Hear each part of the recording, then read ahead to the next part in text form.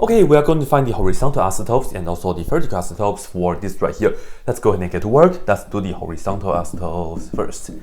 So remember, for this right here, we have to check two limits.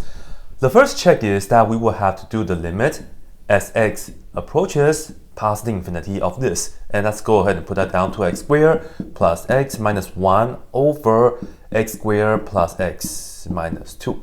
So that's the first check. And this is not bad at all. When x is going to infinity, we can just compare the highest power of x on the top and also the highest power of x on the bottom. And you see that they reduce out and we'll just get 2. So that's the first possibility. And in fact, we'll also have to check the limit as x going to negative infinity, because there are two possibilities. But for this one, it's actually just one answer, but let's go ahead and do it anyway. 2x squared plus x minus 1 over x squared plus x minus 2. And in this case, in fact, they are the same thing. So that's that, right? Be really careful though. Sometimes you could have two different horizontal asymptotes. But for this right here, we'll just have one of them. We'll just have one, and the answer is just y is equal to 2, all right? Now, for the vertical asymptote case, we will have to remember we pay attention to the case that when we have non-zero over 0, especially when we have a rational case, right?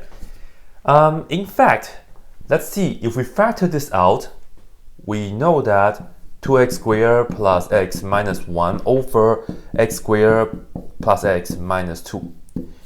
Let's factor everything. On the top, we will get 2x plus 1 and then x plus 1, right? Because that's minus x and then plus 2x, so we have the positive, so that's what we have. And then for the bottom, we are going to get x minus 1 and x plus 2.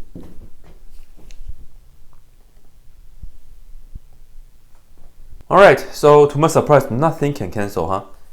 Yeah.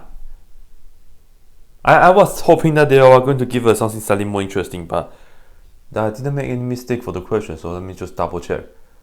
Minus x plus, yeah. So nothing can cancel. In fact, if nothing can cancel, we'll just make the bottom equal to 0. So just kind of pay attention to this right here, right? So we make x minus 1 times x plus 2 equal to 0.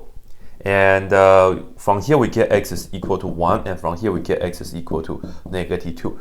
So in fact, for this we have two answers. So the first vertical asymptote is at x equal to 1, and the other one is at x equal to negative 2.